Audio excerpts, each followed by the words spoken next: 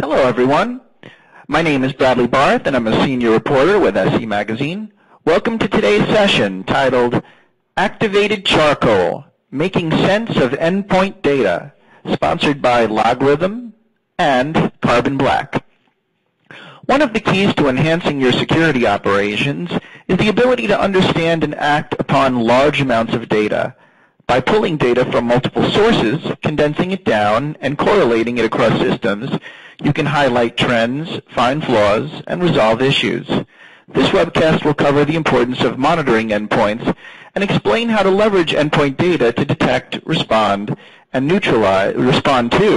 and neutralize advanced threats. Our speakers today are Greg Foss, Global Security Operations Lead at LogRhythm, and Sarah Miller, a threat intelligence analyst from Carbon Black. As head of LogRhythm's global security operations, Greg is tasked with leading both offensive and defensive aspects of corporate security. Greg was formerly a senior security researcher within LogRhythm Labs, where he developed new techniques and tools to detect advanced adversaries. Originally a web developer, Greg branched out into security operations with the Department of Energy, eventually spearheading the National Renewable Energy Laboratory's internal red team. He has just under a decade of experience in the InfoSec industry with an extensive background in ethical hacking and offensive security. Sarah's role as threat intelligence analyst with Carbon Black is to improve the built-in detection and alerting capabilities in the Carbon Black product suite, and to act as an internal source of knowledge about current threat actors, campaigns, and malware techniques. Sarah worked in the Carbon Black security operations team for 2 years before taking on her current role. As a reminder, there will be a Q&A following the presentation, so we encourage you to type in any questions for our two speakers via the interface. And with that, I'd now like to welcome in Greg and Sarah. Hey, thanks so very much for being with us today. Thanks so much for having us. It's great to be here. All right, well, let's get started. Thank you for the introduction. So as you guys know, I'm Greg Foss. I'm the head of global security operations here at LogRhythm. And I'm Sarah Miller, a threat intel analyst at Carbon Black. All right, so let's jump right in. So today what we're going to talk about is endpoint security. And essentially the reason we wanted to go this route is because the endpoint really is the new perimeter. We have so many things happening on everyone's workstations, and there's all sorts of avenues where, you know, there could be malware or things like that that end up infecting end user systems in a lot more ways now than there used to be, say, 5 or 10 years ago. So that's really going to be the focus of the webcast today. And the reason so is because it's really the easiest path into any network. People can be phished very easily. People can be bought. People can be convinced to sell company secrets. There's all sorts of reasons why you need to start focusing on what's happening inside your network instead of focusing on, you know, the hard outer shell of the company. We really need to look at what's happening on end user systems, what data they're accessing, who they're sharing it with, what services they're using, and how that could potentially affect your company, because phishing is very common, especially, you know, this shady looking guy here. But essentially it's very easy to trick people into clicking on links or getting them to perform actions on your behalf. And this is a very common tactic that we saw at DEF CON this year and last couple years with the social engineering village. It's very, very easy for people to get inside companies just by merely talking to people or sending them emails. And that's why we tend to see so many of these attacks. Right here, we're just showing some example phishing attacks that we see kind of on a daily basis. They're just so common. There's lots of things you can do to curb the attacks that you receive in terms of beefing up your spam filtering and things like that. But for the really good ones where someone's called someone ahead of time, someone set up a specific unique domain just for this attack, or they're doing well poisoning attacks or something like that where they're specifically targeting your company and this data isn't really available elsewhere, you need to kind of take a few additional precautions in order to defend against this. especially with the recent rise in malvertising. This is something where we've seen a lot more recently with people just visiting common sites that they normally visit that are trusted sites. They're not bad sites or anything like that, but just visiting some of these sites, there's a potential of loading malicious advertisements that can negatively affect your computer system. So we've got to protect the endpoint, right? So the first thing I always like to harp on in terms of endpoint security and user security is training, because I think this is kind of the cornerstone to a good security program, is training your staff to be able to detect these attacks and respond to them, identify when they are being phished, when they're potentially being tricked into something. And I think without training, you're not going to be successful no matter what tools you have. So I think this is the cornerstone to securing your company, is starting with training. So to start out, you want to start with training your employees, because they're the people who are going to be hit with this most. And so it's very important to focus on kind of what they might see in the wild, why taking their system off of the corporate network and to their home network and browsing the internet there could be something potentially dangerous to the company. There's a lot of reasons behind that. So some of the ways that we've used to train some of our users is just by showing them simple tricks and tactics that they can use to identify these things easily without the need to really get the security team involved or the IT team involved. There's a lot of little tricks to pick up on where you can figure out whether something's malicious or not. So one of them, this is one of my favorite ones, we've had a lot of success with showing people this trick, is expanding on shortened URLs.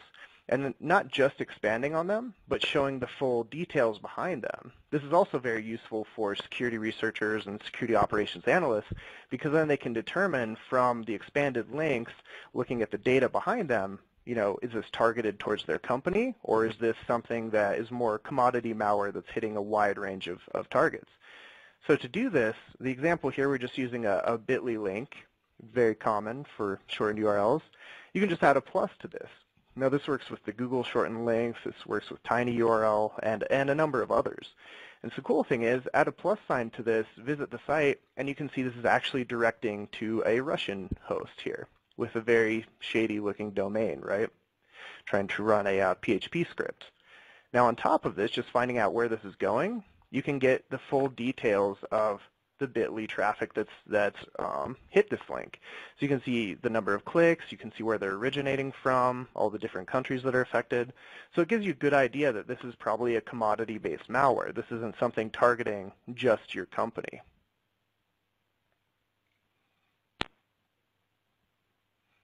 So one thing that you also want to make sure when you're doing this employee training is making sure that there is actually a feedback loop so people know if they're identifying security issues correctly and reporting it correctly. You can kind of think of it like if you're in a math class and you're handing in tests and your teacher never gave you back a grade, you wouldn't actually know how you were doing, whether you needed to improve.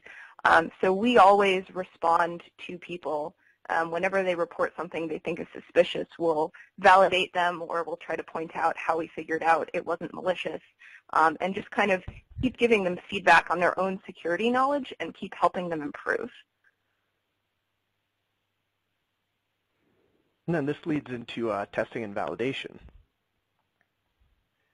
Yeah, so I just wanted to start out before we get into the details of testing and validation, is that you really want to make sure that your security team isn't too scary and antagonistic. You're going to be doing these tests and you want people to actually speak up and report that they've received a suspicious email, they found a USB, and if they're afraid of getting in trouble, they're not actually going to talk to you. So you really have to walk this fine balance of, we are enforcing security, sometimes we will take away your computer, we will lock down access, but we're here to help you, we're on your side, and you're not going to get in trouble if you report something to us, even if you've already clicked on it. Exactly, and this is something we've seen. A lot of organizations have taken the negative approach of kind of, calling people out when they click on links or they fall for phishing drills and things like that, we've found the exact opposite works much better with positive reinforcement. And that's something we've been doing a lot here at LogRhythm, is trying to give people a very comfortable and open setting where they can report these things. And when we do the phishing drills, which we're going to actually talk about here in a minute, we don't like calling people out specifically because everyone knows when they've fallen for the exercise, and so you don't need to make them feel any worse about it, right? Instead, the people that report it and people that respond to it and say, oh, I noticed this thing, we should take this down or something like that, we try and reinforce that positively by giving them rewards and things like that. Like we just developed challenge coins to give out to our employees who report these kind of things. And then when we do report the metrics from these up the chain, we use high-level metrics instead of naming the people directly. So a couple of these exercises we've done recently. This is a fun one. We went to one of our company conferences and set up a rogue Wi-Fi network where we tricked people into entering their domain credentials. And so this is one that we were actually too successful with, I think, because now the entire sales team doesn't trust any wireless access points. So I think that was pretty successful. This year, so since we weren't able to do the wireless attacks again, we decided to go a different route. We went with a USB drop. Again, successful campaign. Now people are very paranoid about the USBs they find on the ground. So to dive into this one a little bit, talk about kind of how we set up this campaign, and also later in the presentation we'll talk about how you can actually detect this using LogRhythm and Carbon Black. So we were initially looking at HID attacks where we simulate a keyboard using like a USB rubber ducky or something like that, but we didn't want to have a command prompt pop up and then give away right away that it was an attack. So we decided to make a three-staged approach to this exercise. So up here you'll see three files, well, two files in a folder that contains another file. So the README document is actually just a bugged Word document that has instructions on running this macro, the competitive business analysis macro. And so the web bug in the README document just calls out so we can tell when people have opened this document. Now when people run the macro, it actually ran PowerShell in the background and gathered host information and shoveled this off to our server. So we're able to gather who opened it, who ran it, and a bunch of other useful information. Now the tools directory contained an executable that all it did when they ran it was shovel the reverse shell out. And so I didn't think anyone would actually run this, being a security company, but someone decided to try and get creative, and they did indeed run it. This is something you definitely want to detect on your network. Someone plugging in a USB and then executing a executable on there that calls out to a remote host, something you definitely want to be aware of. Now fortunately they didn't run this as an admin, but they did have this running for a significant period of time. We didn't do any persistence or anything like that because it was just a training exercise. But we were able to track this for around 4 days without any interaction. So this kind of shows how you could get a foothold into a company very easily, and then from there, it's kind of game over. Yeah, and this can be something that's really hard to detect if they're keeping their outbound traffic to the C2 really subtle and they're using like an AWS host. It can be really hard to pick that out from network traffic. So being able to look on the endpoint and see that a suspicious process is doing that or it's coming from a weird place is actually really valuable. Exactly. Because it only takes one person to create a big disaster. And so, employees, there's a lot more we could talk about in terms of training employees and testing and validation. But let's move on to the next group of folks that we want to focus our testing efforts on and our training efforts. So IT staff is a very key area that we should focus on. Simply, my bullets aren't showing up here. There we go. So you want to talk to them about their roles and responsibilities in terms of, how they're supposed to handle systems that become infected. Whose job is it to go pull that system off the network, or, how do they report this information? How are they actually going to be involved in the whole incident response process is a huge aspect of this.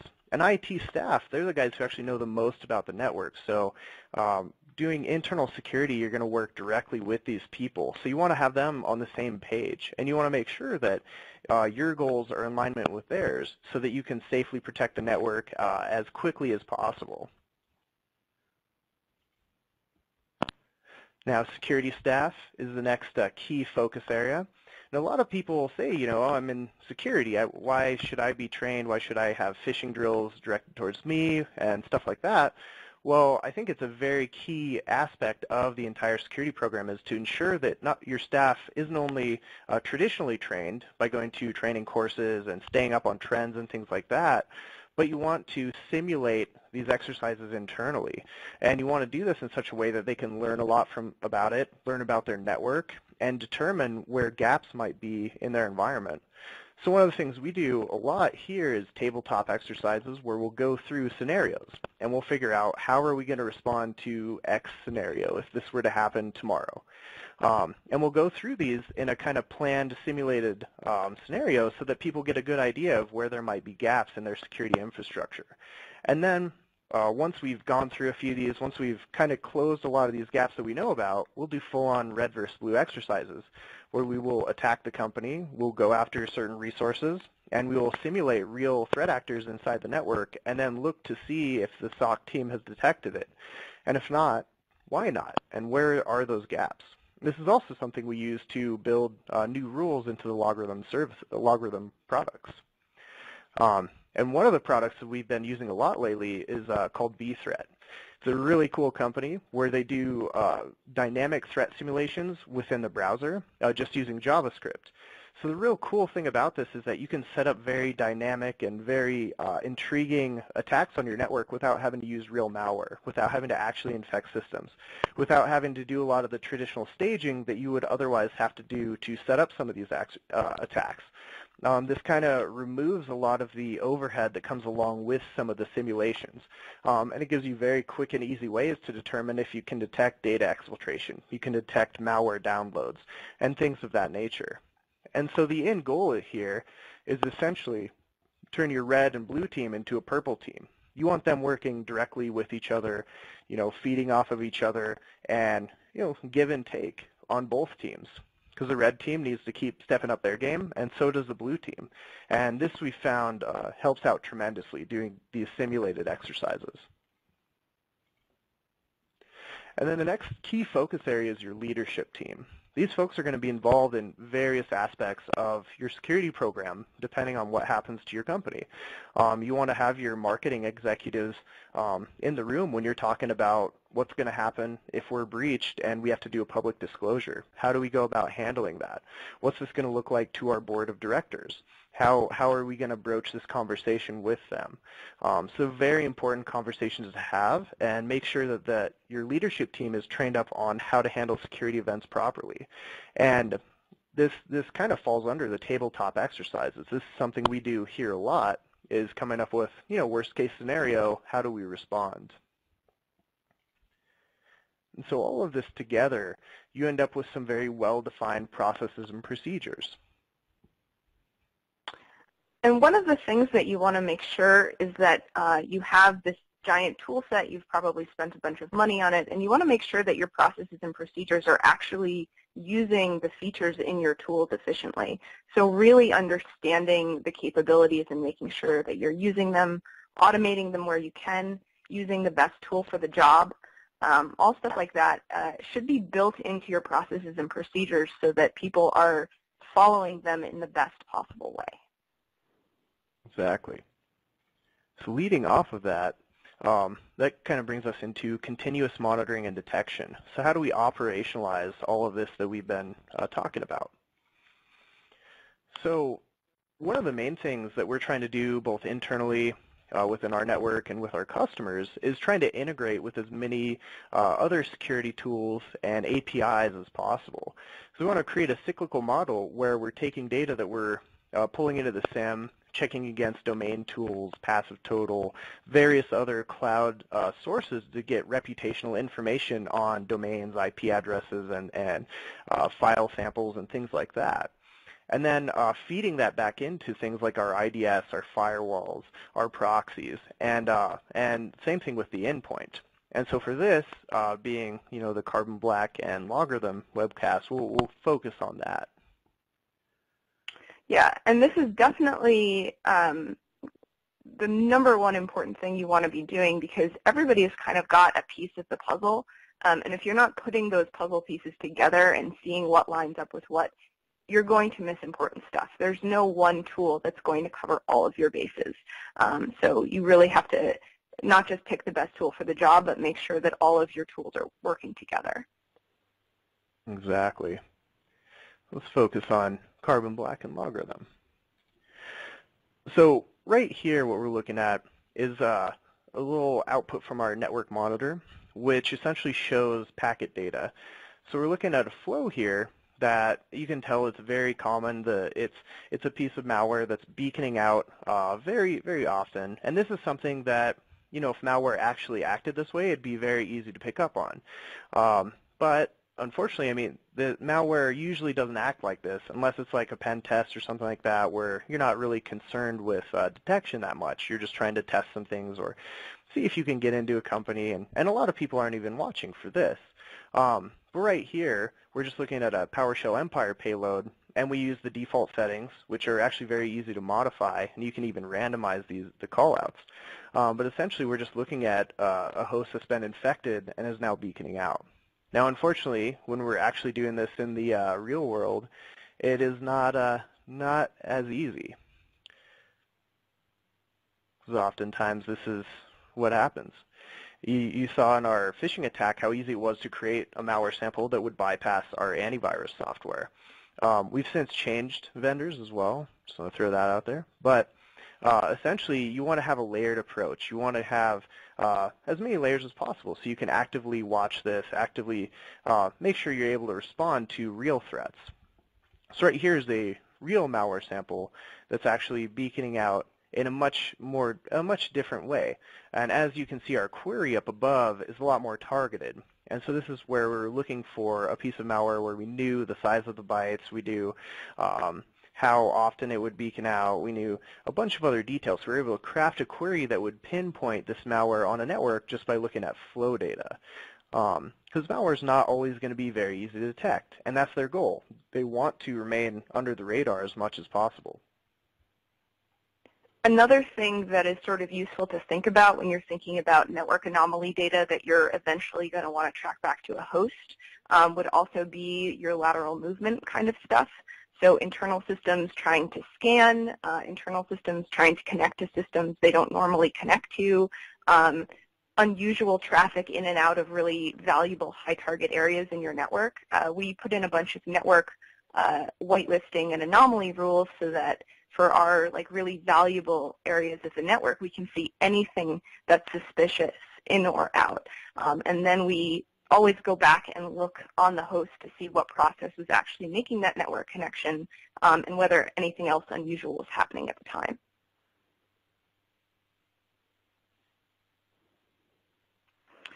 So this is a screenshot of some of the data that you can see. Imagine that I had seen an unusual network connection, and now I'm going back to the host to look at it.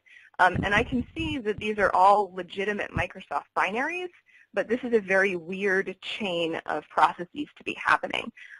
So from having done a bunch of research on this, I can tell you that this is a malware that's trying to do fileless persistence. So keeping a foothold on the endpoint without actually dropping any unknown binaries. It's doing this through scripts and registry keys. So it has a registry key with JavaScript in it that MSHTA is reading. The JavaScript decrypts, runs a binary string which starts PowerShell, and then PowerShell injects another script into Reg Server 32 to use for persistence. And that's also why you're getting so many Reg Server 32s, because it's not actually checking to see whether it's already established persistence. It's just kind of blindly establishing persistence over and over and over and over. So this could be hard to catch because Reg Server 32 is a legitimate binary. Why shouldn't it be on your computer? But this is a very weird behavior for it. Exactly, and this is one of the reasons we really like working with Carbon Black is because you're able to dive into this kind of behavior and trigger off of this activity where, say, you see parent process of MSHTA subprocess PowerShell. Well, that's something we want to look into. And so another thing with Carbon Black is you're able to actually pick up on a lot of the malware that bypasses a lot of the traditional AV solutions out there because a lot of it doesn't have actual malware embedded in it. It doesn't always download an executable and execute it. A lot of the attacks that we're seeing nowadays are moving towards this more fileless approach where they're trying to use built-in Windows system tools in order to initially infect the host and then again establish that persistence mechanism. And this is just becoming more and more common. So us as defenders, we have to step up our game if we want to actually compete with this and start blocking some of these attacks. And so macro documents are one of the ones that we've seen evade a lot of endpoint security solutions in a lot of different ways. And it's very hard to stay on top of because every time you start developing new detections for this, they're changing their tactics in order to get around these solutions. So over here, we were talking about the phishing drill that we did earlier with the USB drop exercise. This is actually very easy to detect with Carbon Black because we're looking at Excel, ran PowerShell, which ran PowerShell again using encoded command. We'll talk about that in a second too.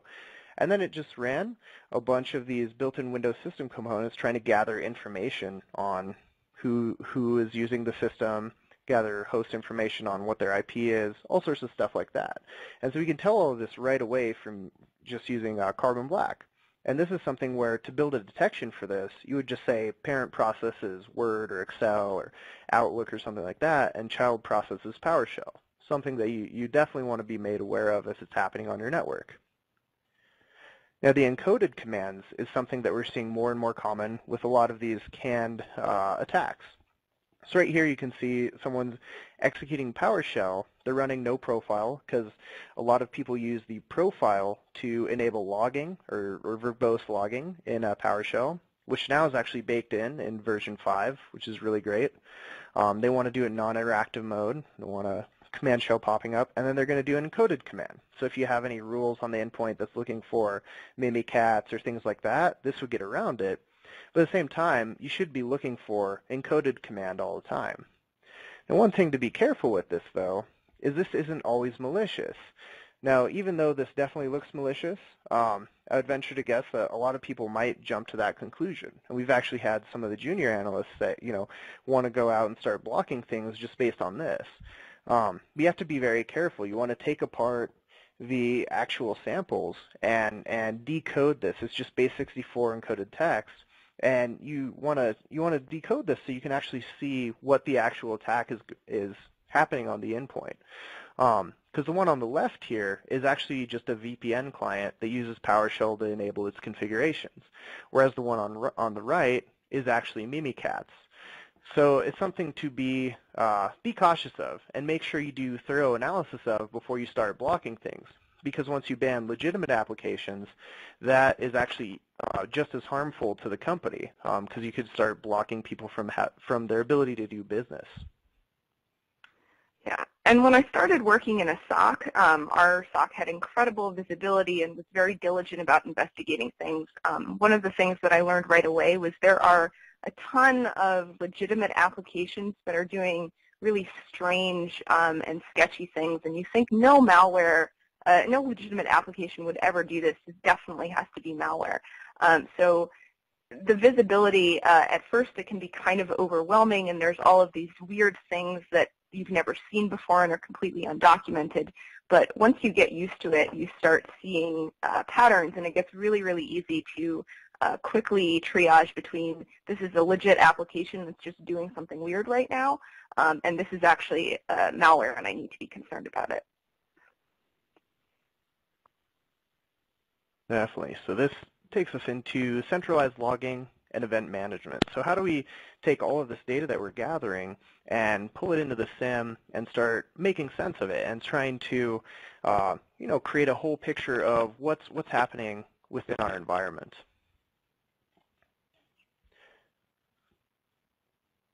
So this is the threat intelligence feeds in CD response. So CD response is giving you endpoint visibility. It's collecting all of the data that's happening on your hosts, network connections, registry modifications, file mods, processes. And then we also have these threat intelligence feeds, which are adding various types of information on and trying to tell you what's important or what's interesting. So we have a mix of third-party feeds, which usually contain static indicators like hashes, IPs, and domains. And we have a number of partnerships with threat vendors, and we also have some open source stuff. Then we have our first-party feeds. Some of those contain static indicators, like we have a list of known good hashes and a list of known bad hashes. But we also have a bunch of behavioral indicators, and that's where we are looking for things like Excel spawning PowerShell, MSHTA spawning PowerShell, which spawns Reg Server 32, certain command line parameters like looking for encoded PowerShell.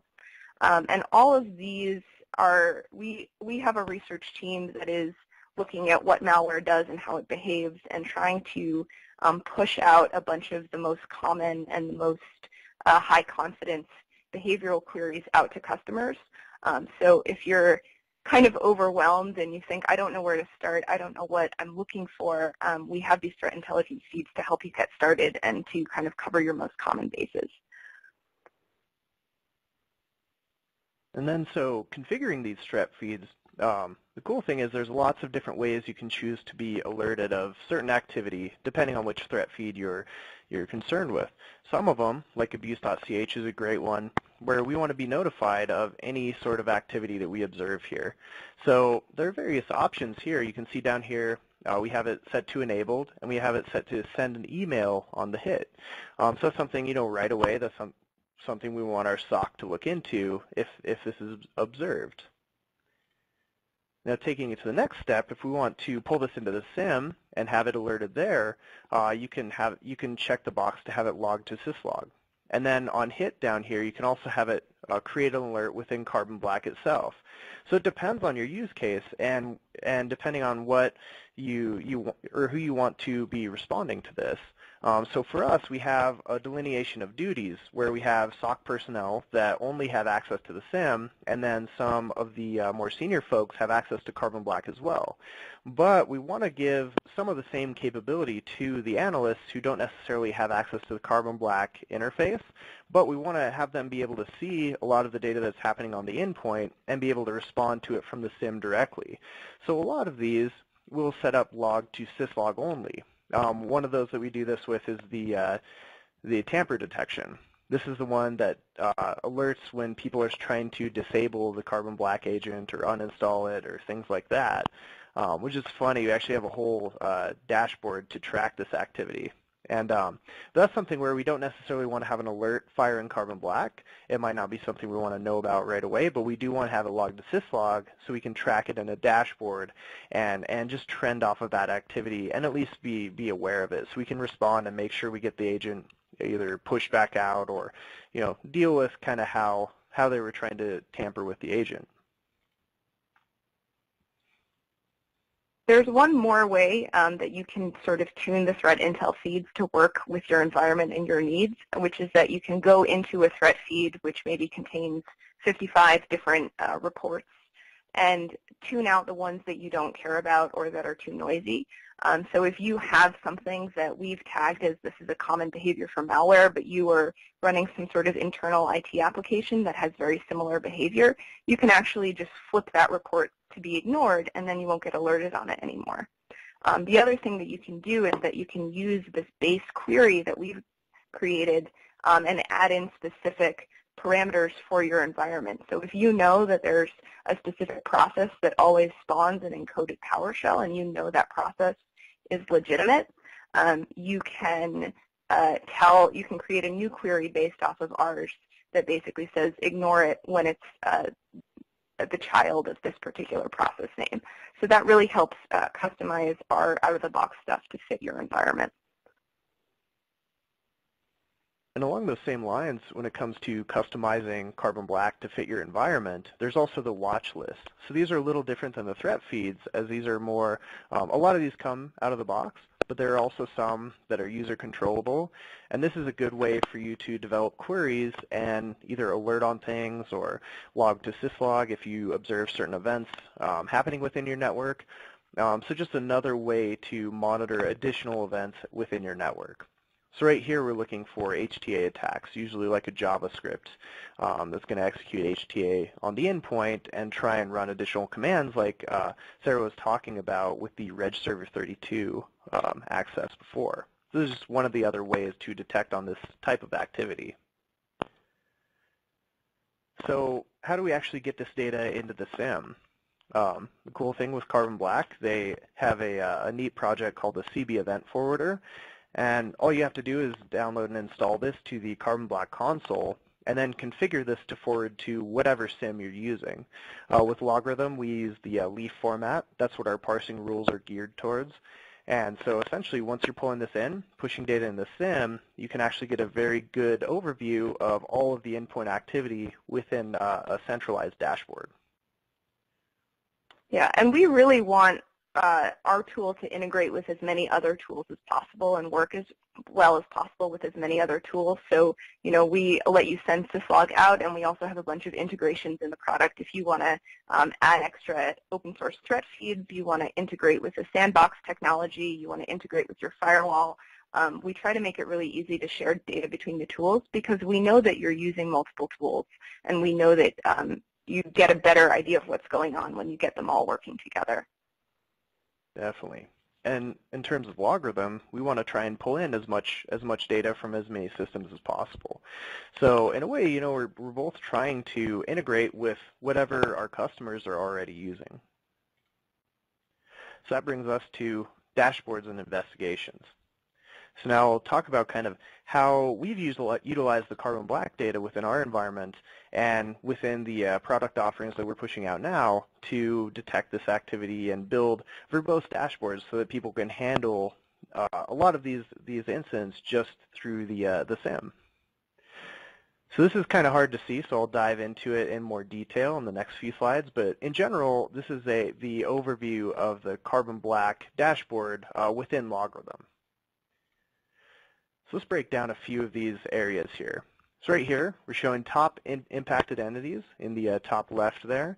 And so these are the systems that are triggering alerts within Carbon Black, or events, so to say. Because not all of this is malicious, but it's stuff that we most likely want to be notified of. And then over here we have interesting items, which is tracking the number of threat feed hits and watch list hits that are observed within the organization. So this could be anything from a lot of the stuff that we're going to dive into later on in the dashboard here. Now down below that first row, we have the bottom files and the least observed hashes. So these are the least observed executables that we've seen on the network. Now the reason we want the least observed files is because oftentimes when someone drops an executable or something like that, you're not going to have 100 copies of it in the environment. And just using this right here, we've been able to find some weird stuff. And one of the things we've had our SOC analysts do is take any of these that come up as, you know, not a real name or something like that, something that looks like someone mashed the keyboard, and do a search on it. Now, if you do a Google search on any of these files and then you don't see anything, most likely it's malicious and something you want to look into. Same thing with the hashes. Having the hashes right here gives you a lot of data right away to go and begin your research. And over here, on the top left, we have the top watch list hits. So you can see command line activity is number 1. And we're not actually alarming on that. The reason we have a watch list for that is because I want to pull all of the command line activity into the SIM. And we'll talk about how you can use that in more detail here in a minute. Top infected systems, which fortunately doesn't have any hits right now.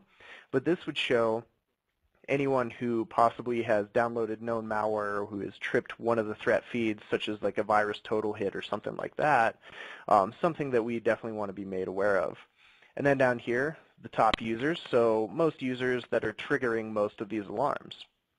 And then most shenanigans is a fun one. This is the tamper detection, where we're looking at people who've gone out and tried to disable the agent or turn it off or something like that, which is funny because the way Carbon Black works, it injects, or it runs in a few different processes, and it has ways of maintaining itself even when people are trying to kill it. So it just notifies us, which is great. So next, we'll get down into the most commonly observed files. This just gives us an overview of what people are doing in the environment, what activities are happening on your network, and what files are being used. So this is just a top X here, so you could do top 10, 20, 30, 50, something like that, just to see what is most active on your endpoints. And then down here, we're getting into the top impacted hosts. So the number of hosts who are hit with, who are triggering some of these alarms. Now, most commonly observed commands is something that is very useful. We also do least commonly observed commands. So this just shows, it pulls the top and bottom commands that are executed on all of the endpoints within your environment. So it can be very useful for getting a quick high-level overview of someone maybe trying to do an attack or something like that, because it should pop into the bottom commands if it hasn't been run before. Well, another thing that I really like with Carbon Black is its ability to do passive vulnerability analysis. So right here you can see Adobe Acrobat is triggering. So every time someone launches a vulnerable version of Adobe, which is highly targeted in terms of endpoint security, it's actually flagging here. And it's showing that, hey, the version of Adobe that's installed on this computer is vulnerable. This is something that should be patched because it's an attack vector. And so that's something to be made aware of. And the cool thing is we can do this passively without having to do interactive scanning of the host. We can just passively detect this as people launch certain applications. And that brings us to the most vulnerable hosts. So these are actually right here the people who are running Adobe the most, because at the time that was the application that was out of date. And then down here we have the top watch list related hits. And so these are just links that go out to information based on what you're detecting in your environment. You can see the top one is the NVDB site that's going to the CVE information on the Adobe application that's out of date. Below that we have some VirusTotal links to files that flagged on the VirusTotal threat feeds. Now, the cool thing about this is we can do long tail analysis on the data that we're pulling from Carbon Black, which can be very helpful. So right here, you can see Reg Server 32 has peaked up here. We have over 10,000 instances of Reg Server 32, which is very weird because usually we don't see this at all. And so this is actually how we discovered the attack that Sarah was talking about earlier. Was just all of a sudden we saw Reg Server 32 was pegging, and we're like, what's going on here? So diving into it using Carbon Black, we're able to determine that the system was indeed infected and then pull out the entire process of how the malware was working. And this is really where tools like Carbon Black and LogRhythm play really well together, because you do need all of this data. You need all of this visibility in order to find the weird stuff, but you can't look at all of the data all of the time. So you need something on top of Carbon Black to kind of allow you to manipulate the data in a bunch of different ways and figure out what's unusual and interesting and not happening in other places in your environment. And then taking from the data we see here, we have the ability to drill down into what is causing this Reg Server 32 executable to fire this many times. So you can drill down into this and get some more detail around the host that's impacted, what common events triggered within Carbon Black, the user who was logged into the system at the time, and the commands that were executed at the time that this was going on. Now this is actually a different investigation here. This isn't the Reg Server 32 one, but you get an idea of how quickly you can go from, you know, this is a weird item on my dashboard, to let's actually investigate this and see exactly what's going on this host, and then respond from there. Now, one of my favorite things with Carbon Black is the ability to pull all of the command line data that's been entered at every workstation within the environment. So one of the things we do every week is pull back an entire list of all of this data and then run searches on it to see, if there were any encoded PowerShell commands, or there were some reverse shells, or people using netcat or something like that. Anything that could be odd that we want to look into. So we can easily pull an entire report on all of the command line activity that we've seen for, whatever period of time you're logging for. And then we can go back through this in more detail and make sure we didn't miss anything. So taking it a step further, there's a lot of other things we've been working on in terms of integrations with Carbon Black that I just want to dive into a bit more. So how we were talking about how we don't always want the SOC analysts to have direct access to Carbon Black. Well, sometimes there are items that trigger in Carbon Black that we want to fire alerts on. The cool thing is the way Carbon Black does their logging, it's very easy to trigger on this activity. So we can pick up on all sorts of activity and choose to fire an alert in the SIM in addition to Carbon Black or one or the other. So here we can see that we're firing on encoded PowerShell commands within the SIM. So this is something one of our SOC analysts could dive into at this point. Next, admin tracking. So those of you who haven't used Carbon Black Response before, there's a really neat capability built in where you can actually access the systems through the Carbon Black agent.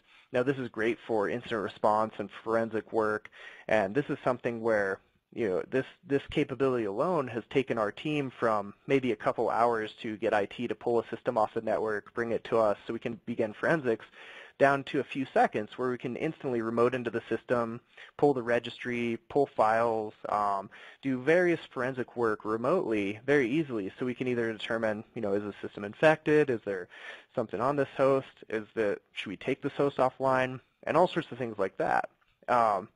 And one of the other things, too, is you can isolate hosts using the Carbon Black agent as well. Say you have a ransomware infection or something like that. You can choose to isolate the host, but you can still access them through the Carbon Black agent. So you're effectively protecting the rest of the company from this system while simultaneously doing remote forensics on the host, which makes it very powerful.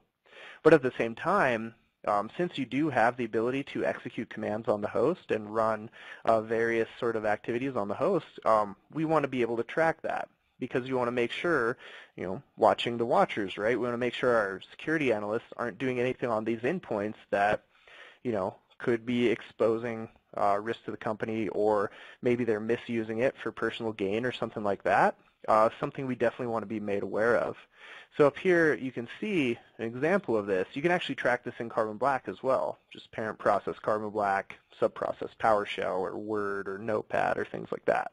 But you can see here we're actually using the Carbon Black agent to invoke Mimikatz and pull the credentials out of memory on the target system. And this is something that we want to track and be able to alert on. Now, in addition to that, we've built reporting into the SIM as well. So we want to do full roll-up reports around once a week on all of the data that we've observed on our endpoints in the environment. And then probably my favorite part is the automation aspect. Now, this is something where we've actually just finished developing this script and we're working on pushing it through QA right now. But essentially what we wanted to do was be able to perform a lot of the verbose capabilities that Carbon Black has within its agents directly from the SIM. So giving those analysts the ability to execute some of these actions without having direct access to Carbon Black. And so some of the items we've baked into this right now are isolate the host, list processes, kill processes, execute a file, delete a file, create a memory dump, and we actually just added pull file and another one to execute verbose commands. And so essentially what we do is tie these to alarms within the SIM. So whenever this activity is observed, say we detect a possible ransomware infection, we want to have the SIM be able to call Carbon Black's API and directly execute these actions without having to log into either of the consoles. We want to have the ability to either automatically execute this or even execute it with some sort of approval, just so you don't inadvertently lock a system or something like that. But this is something we've been spending a lot of time on fleshing out recently in order to just make the integration with Carbon Black as seamless as possible. Yeah, and this goes back to what we were talking about earlier, where if you can automate a part of your process or automate a part of your procedure, you should, because that's going to free up your analyst to do sort of more of the high-level stuff that a computer can't do for you. And the live response capability in Carbon Black is pretty amazing for this.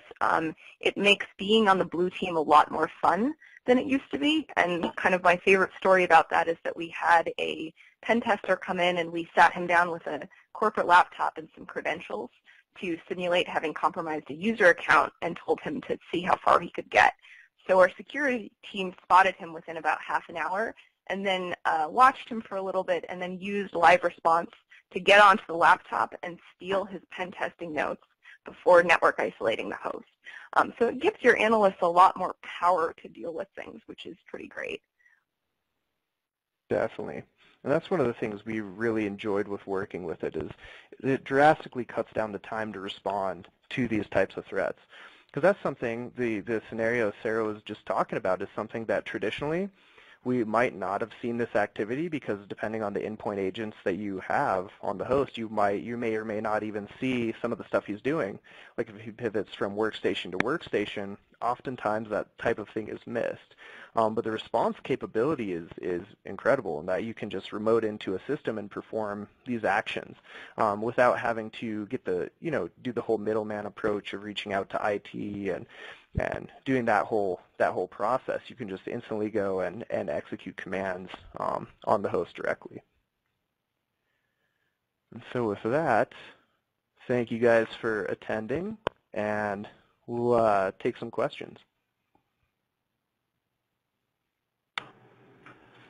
All right. Well, thank you so very much for that insightful presentation. And we'll continue with some questions. And let's see, our first question is, it seems like there's a significant focus on the endpoint. Why is that? So I think right now the main focus on the endpoint is because that's where we're seeing most of the activity. A lot of malware is targeting endpoints specifically. People are able to tape their laptops off the network and use them at home outside of the corporate protections that most companies have in place. And it's just a very rich attack surface. Another thing to think about is that a lot of traffic, more and more malicious traffic is being encrypted, so it's a lot harder for network tools to detect stuff. They still have a bunch of really intense analysis capabilities, but there's just less data for them to see. So being able to add in what's going on in the endpoint to what's going on in your network lets you really kind of see the whole picture and separate the noise from the signal. Yeah, that's an excellent point, because a lot of people aren't doing full SSL decryption on their networks, so they aren't able to see a lot of this activity. And attackers know this, and most malware payloads that we investigate beacon out over port 443 or encrypted tunnels and things like that. Okay, great. Next question. Does this integration help combat ransomware, and if so, how? Definitely. So one of the main advantages to this is using Carbon Black's threat intel feeds and various other sources that they pull in, we can detect activity that looks very similar to ransomware or is likely a ransomware infection. And then by tying that data in with LogRhythm, we can use automated response to essentially quarantine the host and then give the analyst time to investigate it without risking it possibly spreading to the rest of the environment. So I think that the ability to isolate dynamically and very quickly is very key in defending against ransomware. Because I mean, then you at least get the endpoint might be encrypted, but at least the share won't be. Yeah, and ransomware tends to move really quickly, so being able to respond quickly is essential. Great. Next question. How do these tools, endpoint security, network-based security, sandbox, etc., how do they coexist in an SOC from the perspective of the customer? Sure. I mean, for us, we try and use the SIEM and all of our endpoint tools and our network forensics tools in the same way that any customer would. We're essentially the first beta testers of our products, and so we really try and focus on making good integrations with the products that we use in-house. I don't know if that answers your question. I would also, oh, go ahead. No, please go ahead. I would also add that, you know, all of these tools have been built with slightly different missions in mind, which means they all have strengths and they all have spots where they're a little bit weaker. And so I think when we talk about coexistence, it's really thinking about, okay, what capabilities does each thing have and how can I pull them together to make sure each one gets to do the thing it's best at and kind of get supported by the other ones. Gotcha. Very good. And the next question is, somebody's looking for a little more of an explanation in terms of how the host is isolated from the network. So I'm not one of the engineers that built it. I'm mostly on the threat intel and malware research side. I can tell you how it's working practically, or sort of what the effect is after you hit the isolation button, which is basically the only network connection that's allowed is to and from the Carbon Black server itself. So there's a filter driver that is intercepting all of your other attempted network connections. The only thing that host can do is talk to the Carbon Black server. And it stays that way until you press the button again and say, stop network isolating this host. Okay, great. Very good. Let's see, moving on to the next question here.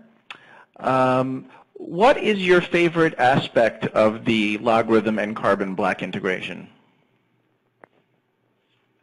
Personally, I think the automation aspect, the ability to execute actions using the Carbon Black response agent directly from the SIM based off of activity or alarms that we've observed there without necessarily having to give someone access to Carbon Black directly. That's probably my favorite part. Yeah, and for me, my favorite part is kind of all of those dashboards that Greg was showing off and the ways to sort of be formatting the data in different ways and arranging it in different ways so you can start to see the really unusual stuff bubble up to the top and be more visible. Great. Next question. How do you handle zero-day endpoint threats, and can you detect them before a compromise happens? So it really depends. Our philosophy is kind of that malware is very persistent and it's smart, and there's not enough sort of QA and secure software development out there in the world, and stuff is always going to get through. So rather than trying to, you know, fix Internet Explorer or fix Adobe Acrobat, we spend a lot of time thinking about what malware is going to do once it gets onto your system and trying to detect it there behaviorally. And what you find out is that a lot of 0 days will sort of do something interesting and unusual inside the executable that they're targeting, like Adobe Flash Player or Internet Explorer. But once they actually have a foothold, they all do the same things. They're all trying to establish persistence. They're all trying to be stealthy. They're all trying to elevate their access to administrator. So rather than trying to, you know, detect all of the 0 days, we just try and detect malicious behavior, regardless of whether it's coming from a 0 day or something that's been around forever. Because the truth is that a lot of people are not patching as much as they need to, and they're still vulnerable to stuff that is no longer a 0 day. Yeah, exactly. Okay, great. Please go ahead, sorry. Oh, no worries. I was just going to say, like, that's essentially one of the main things we really like about Carbon Black is the ability to just look at the odd behavior and then, you know, let the analyst kind of determine from there what actually could have been the root cause of it, or if this was, say, a 0 day attack. And one of the nice things about pulling this data in and having historical data within both Carbon Black and LogRhythm is that, say, something does get missed for some reason and you didn't see the attack, you can always go back, either create a watch list within Carbon Black, create a search within LogRhythm, and you can go back and see if you have seen this activity on any other systems within your environment in the past 30 plus days. So that's something very useful. So even if something does get by, there's still the ability to go back and make sure your bases are covered. Okay, great. Let's see. We have time for maybe one more really quick. How do I make sure I'm getting the best value out of my tool set? That's a good Well, question. I'll start with a really basic one, which is it's kind of boring, but definitely read the manual. Understand all of the capabilities it has, all of the interesting things you can do. Talk to other customers. We try to make it really easy for our customers to talk to each other. So we have a user exchange where people can post questions online. And we also have sort of user exchange meetups in various cities all over the country. And also just talk to the people who work at the company, the services folks, and make sure that you're really doing everything you can with it. Yeah, I agree. Great. I think the more you can understand about your products, the better. And part of that is documentation and talking to people. Make sure you utilize the sales engineers when they're on site helping you get software installed, and make sure you stay on top of it and that you define people to kind of run with this and be accountable for the solutions that you have in place. Terrific. Well, great. Thank you so very much. I really appreciate your time. And with that, today's session has concluded. Once again, I would like to thank our guests, Greg and Sarah, for joining us today. And of course, thanks to everyone else for tuning in. As a reminder, this webcast will be available on demand beginning tomorrow on the SC Magazine website under the Events tab. I believe slides will be available as well from the presentation. For SC Magazine, this is Bradley Barth. Have a safe day online.